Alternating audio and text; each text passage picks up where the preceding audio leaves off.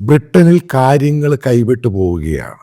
നിങ്ങൾ മനസ്സിലാക്കണം, Elon Musk, അതായത് വരാൻ പോകുന്ന എലക്റ്റഡ് ട്രംപ് അഡ്മിനിസ്ട്രേഷൻ്റെ പ്രധാനപ്പെട്ട ഒരു ക്യാബിനറ്റ് അംഗം, അദ്ദേഹം ബ്രിട്ടനിൽ എത്രയും വേഗം എലക്ഷൻ നടത്തണമെന്നാണ് ആവശ്യപ്പെട്ടിരിക്കുന്നത്.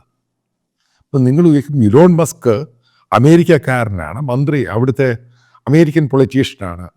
ഇത് പറഞ്ഞാൽ ഇവിടെ എന്താണ് സംഭവിക്കുന്നത്? സംഭവത്തിൻ്റെ പിച്ച് മാറി. അതായത് British prime minister Keir Starmer അദ്ദേഹം ചില അബദ്ധങ്ങൾ കാണിച്ചു. അതായത് ഏറ്റവും വലിയ അബദ്ധം കാണിച്ചത്, ഇൻ്റർനാഷണൽ കോർട്ട് ഓഫ് ജസ്റ്റിസിൻ്റെ ഓർഡറുണ്ട്. അതായത് ഇസ്രായേലി പ്രൈം മിനിസ്റ്റർ ബെഞ്ചമിൻ നെതന്യാഹുവിനെ അറസ്റ്റ് ചെയ്യണം. ഇന്ത്യ അതിനെപ്പറ്റി റെസ്പോണ്ട് ചെയ്ത് ഇന്ത്യ അത് പൂർണ്ണമായിട്ട് തള്ളിക്കളഞ്ഞു. കാരണം ഇന്ത്യ അതിൻ്റെ മെമ്പറാണ്. പക്ഷെ ബ്രിട്ടീഷ് പ്രൈം മിനിസ്റ്റർ, അവരുടെ ഓഫീസ്, അഡ്മിനിസ്ട്രേഷൻ, അവർ പറഞ്ഞു ബ്രിട്ടനിൽ കയറുവാണെങ്കിൽ അറസ്റ്റ് ചെയ്യും, അവർ ലോ ഒബ്ലൈ ചെയ്യുമെന്ന് പറഞ്ഞു. അത് കാണിച്ച ഏറ്റവും വലിയ തെറ്റ്. രണ്ടാമത്തെ, അവിടെ ഇൻഹെറിറ്റേജ് ടാക്സും ഏർപ്പെടുത്തി കഴിഞ്ഞപ്പോൾ, ടാക്സേഷൻ കൂടി വന്നു കഴിഞ്ഞപ്പോൾ, അവിടെയുള്ള ബ്രിട്ടീഷേഴ്സ്, അതായത് അവിടെ താമസിക്കുന്ന ബ്രിട്ടീഷുകാരായിട്ടുള്ളവർ, അവർ കൊടുത്ത വലിയൊരു സപ്പോർട്ടുണ്ട് ലേബർ പാർട്ടിക്ക്. അങ്ങനെയാണ് ലാൻഡ് സ്ലൈഡ് വിക്ടറിയാണ് കീർ സ്റ്റാർമറിൻ്റെ പാർട്ടിക്ക് കിട്ടിയിട്ട് അയാൾ പ്രധാനമന്ത്രിയായിട്ട് അധികാരത്തിലേൽക്കുന്നത്. പിന്നെ ഒരു കൃത്യം, നിങ്ങൾ ബ്രിട്ടനിൽ താമസിക്കുന്നവർക്കും മലയാളികൾക്കൊക്കെ അറിയാവുന്ന വസ്തുതയാണ്, ബ്രിട്ടീഷ് എക്കോണമി പരിതാപകരമായ സ്ഥിതിയിലാണ് പോകുന്നത്. ഇന്നും അത് തിരിച്ച് റീകൂപ്പ് ചെയ്യാൻ പറ്റിയിട്ടില്ല. അതുകൊണ്ടാണ് അഡീഷണൽ ടാക്സുകളും മാറി വരുന്നു. ഇത് റെജുമിനേറ്റ് ചെയ്യാൻ സാധിക്കാത്തത് കൊണ്ട് അവിടെ ഒരു എക്കണോമിക് ക്രൈസിസ് ഉണ്ട്. അതിപ്പം വളരെ വിസിബിളായിട്ടാണ് പോകുന്നത് ഈ പറയുന്നത്. അപ്പോൾ അതിനകത്ത് എലോൺ മസ്ക് പറയുന്ന ചില കാര്യങ്ങളുണ്ട്, അതിൻ്റെ പ്രാധാന്യമുണ്ട്. അപ്പോൾ നിങ്ങൾ ചോദിക്കുക, എലോൺ മസ്കിന് അവിടെ പറഞ്ഞാൽ എന്താണ് പ്രാധാന്യം? അതിനെപ്പറ്റിയും പറഞ്ഞുതരാം. അതായത് ഈ ബ്രിട്ടീഷ് എക്കോണമിയുടെ പ്രശ്നമെന്ന് പറയുന്നത് ഈ പാൻഡമിക്കിന് മുമ്പേ ഉണ്ട്, അതിന് ശേഷം ഇത് കൂടുതലാറുമാറായി.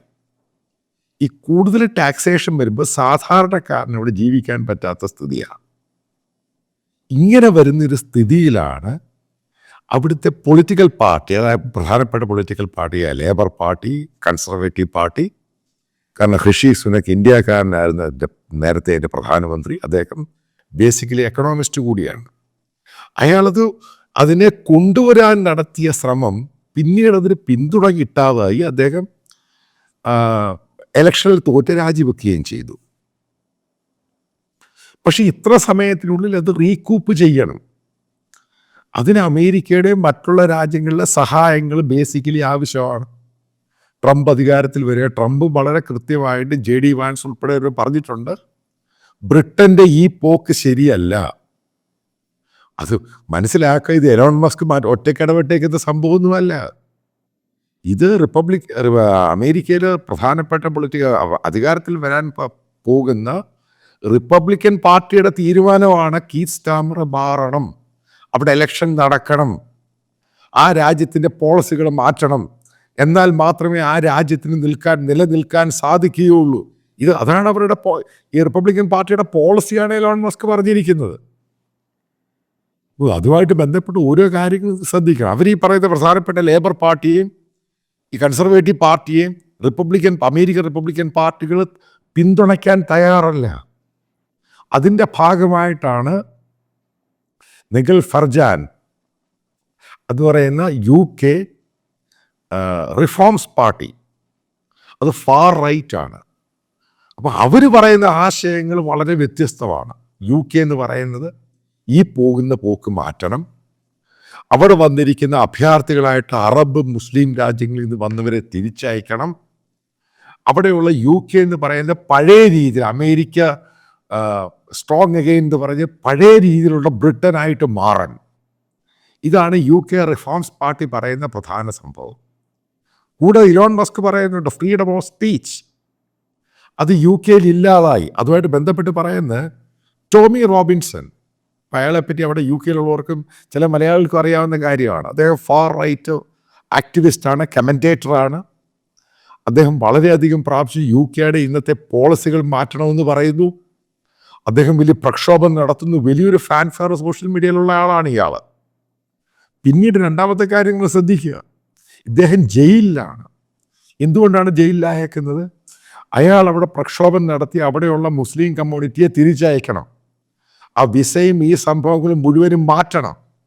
ഇതിൻ്റെ പേരിൽ നടന്ന പ്രക്ഷോഭത്തിൻ്റെ ഭാഗമായിട്ട് ഗവൺമെൻറ് ഇയാളെ പിടിച്ച് ജയിലിനകത്തിട്ടേക്കുവാണ്.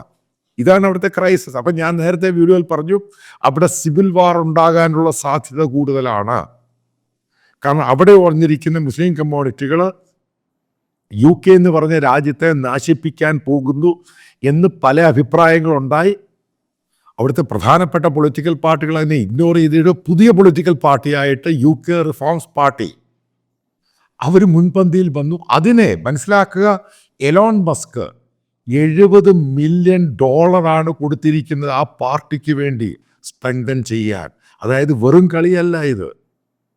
അത്രയും കൊടുത്തിട്ട് പറഞ്ഞത് ഈ പാർട്ടിക്ക് വിസിബിലിറ്റി ഉണ്ടാകണം സോഷ്യൽ മീഡിയയിൽ കൂടെ. ഈ പാർട്ടി പറയുന്ന ഉദ്ദേശം എല്ലാ ജനങ്ങളിലും എത്തണം. അതുകൊണ്ടാണ് പറഞ്ഞത് എലോൺ മസ്ക് ഇലക്ഷൻ നടത്തുക, പുതിയ പാർട്ടി അധികാരത്തിൽ വരട്ടെ, അല്ലെങ്കിൽ ബ്രിട്ടൻ കാണില്ല. ഇത് പറയുമ്പോൾ പല കേരളത്തിലുള്ള പല സുഡൂസും അവിടെയൊക്കെ പോകുന്ന ആൾക്കാർ ചിന്തിക്കുക ഇത് വളരെ സീരിയസ് ഗെയിമായിട്ട് മാറുകയാണ്. കാരണം അങ്ങനെ ഫാർ റൈറ്റ് വിങ് പാർട്ടിയാണ് ഈ പറയുന്ന UK റിഫോംസ് പാർട്ടി. അപ്പോൾ അവർ പറയുന്ന സംഭവങ്ങളുണ്ട്. അവരുടെ ഒന്നാമത്തെ അജണ്ട എന്ന് പറയുന്നത് അവിടെ വന്നിരിക്കുന്ന ഇസ്ലാമിക രാജ്യങ്ങൾ, മുസ്ലിം രാജ്യങ്ങൾ, അഭയാർത്ഥികൾ അവരെ തിരിച്ചയക്കണം. ഒരു കാരണവശാലും അവർ ബ്രിട്ടീഷിൻ്റെ രീതിയിൽ പോകാൻ സാധിച്ചില്ല എങ്കിൽ അവരെ പൂർണ്ണമായിട്ടും തിരിച്ചയക്കണം. ഇതിനെ സപ്പോർട്ട് ചെയ്യുന്നയാളാണ് ട്രംപ്. അതായത് റിപ്പബ്ലിക്കൻ പാർട്ടി അമേരിക്കയിലെ വലിയൊരു വിഭാഗം. കാരണം അമേരിക്കയിലെ വലിയൊരു വിഭാഗം എന്ന് പറഞ്ഞാൽ ബ്രിട്ടനിൽ നിന്ന് വന്ന് പണ്ട് അവിടുന്ന് വന്ന ആളുകളാണ്. അത് മനസ്സിലാക്കുക. അതിൻ്റെ ഭാഗമായിട്ടാണ് അവർ ഇത്രയും പണം, അതായത് എലോൺ മസ്ക് ഇത് ഫണ്ട് ചെയ്തിട്ടുണ്ടെങ്കിൽ പുറകിൽ അമേരിക്ക എന്ന് പറഞ്ഞ രാജ്യമുണ്ട്. അതായത് ഇത് സ്മൂത്തായിട്ടൊന്നും പോകുന്നില്ല എങ്കിൽ അവിടെ സിവിൽ വാർ ഉണ്ടാകാനുള്ള സാധ്യത വളരെ, കാരണം ഇനി ഈ പറയുന്ന കീർ സ്റ്റാമറിൻ്റെ പാർട്ടിക്ക് അവിടെ ഭരിക്കാൻ പറ്റുന്നത് ചിലപ്പോൾ മാസങ്ങളോ അല്ലെങ്കിൽ 1 വർഷമോ 1.5 വർഷത്തേക്കുള്ളിൽ പറ്റില്ല. അതിൻ്റെ കാരണം എന്താണ്? അതാണ് അതിൻ്റെ അടുത്ത പോയിന്റ്. അതായത് അവിടുത്തെ വ്ളോഗേഴ്സും പല മീഡിയകളും റിപ്പോർട്ട് ചെയ്യാൻ തുടങ്ങി, അവിടെയുള്ള ചെറുപ്പക്കാർ, അതായത് പുതിയ ജനറേഷനുള്ള ചെറുപ്പക്കാർക്ക് ഈ പറയുന്ന കാര്യങ്ങളോട് ബ്രിട്ടനിലെ ഗവൺമെൻറ്റുമായിട്ടും ഈ കൺസർവേറ്റീവ് പാർട്ടിയുമായിട്ടും ലേബർ പാർട്ടിയുമായിട്ടും ഒത്തൊരുമിച്ച് പോകാൻ സാധിക്കുന്നില്ല. കാരണം അവരുടെ ബ്രിട്ടീഷ് ശൈലിയിലുള്ള ലൈഫ് അവരുടെ അവസാനിച്ചതായിട്ട് തോന്നൽ അവർക്കുളവാകുന്നു. ഫാക്ടറാണ്. അപ്പോൾ നിങ്ങൾ ചോദിക്കും എലോൺ മസ്ക് എന്താ കാര്യം? മനസ്സിലാക്കുക, എലോൺ മസ്ക് എന്ന് പറയുന്ന ലോകത്തിലെ ചെറുപ്പക്കാരുടെ ഒരു വീരാരാധനയാണ് അദ്ദേഹം. നിങ്ങൾക്കറിയാം, അത് ടെക്നോളജിസ്റ്റാണത്. AI പുതിയ ലോകത്തിൻ്റെ വിഷൻ എന്ന് പറയുന്നത്, ഇന്ന് ലോകം പോകുന്നൊരു വിഷൻ എന്ന് പറയുന്നത് ഈ എലോൺ മസ്ക് പറയുന്ന രീതിയിലാണ്. അതുകൊണ്ടാണ് ജർമ്മനിയിൽ ഇതേപോലെ ട്രക്കിൽ വെച്ച ആൾക്കാരെ കൊന്ന് എലോൺ മസ്ക് പറഞ്ഞു അവിടുത്തെ ഗവൺമെൻറ് ഫെയിലിയറാണ്. പെട്ടെന്ന് ജർമ്മൻ സർക്കാരും പൊളിറ്റിക്കൽ പാർട്ടിയും പറഞ്ഞു ഞങ്ങളുടെ കാര്യത്തിൽ എലോൺ മസ്ക് ഇടപെടേണ്ട ആവശ്യമില്ല. അയാൾ തിരിച്ചു പറയുന്നു, തിരിച്ചത് അയാൾ ട്വീറ്റൊന്നും മാറ്റാൻ പോയൊന്നുമില്ല. കാരണം ജർമ്മനിയിൽ വരെ സ്വാധീനം ചെലുത്തുവാൻ എലോൺ മസ്കിന് കഴിയും. അപ്പോൾ ബ്രിട്ടനിലെ കാര്യം ഒന്ന് ആലോചിച്ച് നോക്കുക. അതുമല്ല അയാൾക്ക് സോഷ്യൽ മീഡിയയുടെ ഇൻഫ്ലുവൻസ്, കാരണം ഈ കൺവെൻഷണൽ മീഡിയ മുഴുവൻ ഇല്ലാതായി പോയിക്കൊണ്ടിരിക്കുകയാണ്. കാരണം എലോൺ മസ്കിൻ്റെ ഒരു വിഷനുണ്ട്.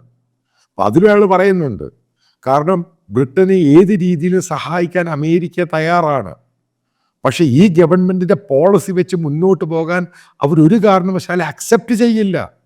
ഇത് ഫർദറായിട്ടുള്ള ട്വീറ്റിലുണ്ടാകുന്നതാണ് ഈ സംഭവങ്ങൾ.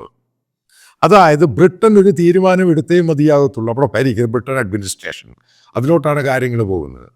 ചെലവ് ചുരുക്കണം, മറ്റുള്ള കാര്യം, ഇതേപോലുള്ള ടാക്സുകൾ അടിച്ചേൽപ്പിച്ച സാധാരണക്കാരൻ്റെ തലയിലടിക്കാൻ പാടില്ല.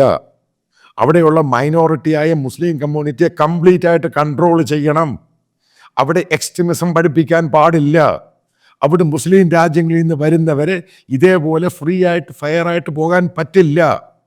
ഇതൊക്കെയാണ് ഇവർ പറയുന്നത്. സംഭവം ഭയങ്കര സീരിയസ് ആയിട്ട് പോവുകയാണ്. അതായത് മനസ്സിലാക്കാൻ വീണ്ടും ഞാനത് പറയുന്നു, ഇത് അയാൾ ഒറ്റയ്ക്ക് ചെയ്യുന്നതല്ല. പ്രധാനമായിട്ടും അമേരിക്ക വരാൻ പോകുന്ന പ്രസിഡന്റും കൂട്ടരും പാർട്ടിയും അതായത് അമേരിക്കൻ ഗവൺമെൻറ്റിൻ്റെ പിന്തുണയോടുകൂടിയാണ് UK റിഫോംസ് പാർട്ടി ഉണ്ടാക്കി വെച്ചിരിക്കുക, അവരെ പ്രൊമോട്ട് ചെയ്യാൻ പോകുന്നത്. അതിനുവേണ്ടിയാണ് എലോൺ മസ്ക് ഇതിന് ഫണ്ട് ചെയ്തിരിക്കുന്നത്. അതായത് പൂർണ്ണമായിട്ടും അമേരിക്കൻ പിന്തുണയോടുകൂടി. നിങ്ങൾക്ക് വേണമെങ്കിൽ ഇതിനെ ഡീപ്പ് സ്റ്റേറ്റ് എന്ന് വിളിക്കാം, പക്ഷേ അവിടെ മറിയും, 100% മറിയും. അല്ലെങ്കിൽ അങ്ങനെ അത് പറയില്ലല്ലോ. അത് പറഞ്ഞു കഴിഞ്ഞു. ബ്രിട്ടനിലുള്ള എല്ലായിടത്തും വിസിബിലിറ്റി ഉണ്ടാക്കാൻ വേണ്ടിയാണ് ഫണ്ട് ചെയ്യുന്നത്, അത് അദ്ദേഹത്തിൻ്റെ പേഴ്സണൽ ഫണ്ട് ചെയ്യുന്നത്. അതേപോലെ തന്നെ വീണ്ടും ആ പൊളിറ്റിക്കൽ പാർട്ടിക്ക് കൂടുതൽ ഫണ്ട് ചെയ്ത് ചെറുപ്പക്കാരെ ഇത് പറഞ്ഞ് മനസ്സിലാക്കും. അതായത് അമേരിക്ക രണ്ടും കൽപ്പിച്ചിട്ടാണ് ബ്രിട്ടീഷ് ഗവൺമെൻറ്റിനെ താഴെ ഇടാൻ വേണ്ടി നിൽക്കുന്നത്. അത് ഒരു കാരണം നമ്മൾ ആലോചിച്ച് കഴിഞ്ഞാൽ അത് വളരെ ആവശ്യം തന്നെയാണ്. ഇപ്പോഴത്തെ ഒരു പോക്കിൽ ബ്രിട്ടൻ്റെ പൂർണ്ണമായിട്ടും പോളിസീസ് മുഴുവനും മാറ്റേണ്ട ആവശ്യമുണ്ട്. കാരണം അവിടെ ബ്രിട്ടീഷുകാരെ, അവിടെ MPയെയും അവിടെ പോലീസുകാരെ എല്ലാവരെയും ക്വസ്റ്റ്യൻ ചെയ്യുവാണ്. ആ സിറ്റി പോലും ഇല്ലാതാകുകയാണ്. രാത്രിയും പകലും ഇവിടെ നടക്കാൻ പറ്റാത്ത സ്ഥിതിയാണ്. നേരത്തെ ഒരു MP പറഞ്ഞു, നിങ്ങൾക്ക് ഓർമ്മയുണ്ടായിരിക്കും, ഞാൻ പഴയ വീഡിയോയിൽ പറയും, 2.5 ലക്ഷം പേരാണ് പെൺകുട്ടികൾ, ബ്രിട്ടീഷ് പെൺകുട്ടികളാണ് മുസ്ലിങ്ങളാൽ ബലാത്സംഗം ചെയ്യപ്പെട്ടത്. അതുപോലും കൺട്രോൾ ചെയ്യാൻ പറ്റുന്നില്ല. അതായത് സ്ഥിതി വളരെ രൂക്ഷമാണ്. അതായത് ഞാൻ പറയാൻ പോകുന്നത്, ബ്രിട്ടനിൽ മാറ്റമുണ്ടാകും, വലിയ മാറ്റമുണ്ടാകും. അതിൻ്റെ സൂചനകളാണ് ഓരോന്നായിട്ട് ഓരോ ദിവസങ്ങളിൽ വരുന്ന ഡെവലപ്മെൻ്റ് എന്ന് പറയുന്നത്.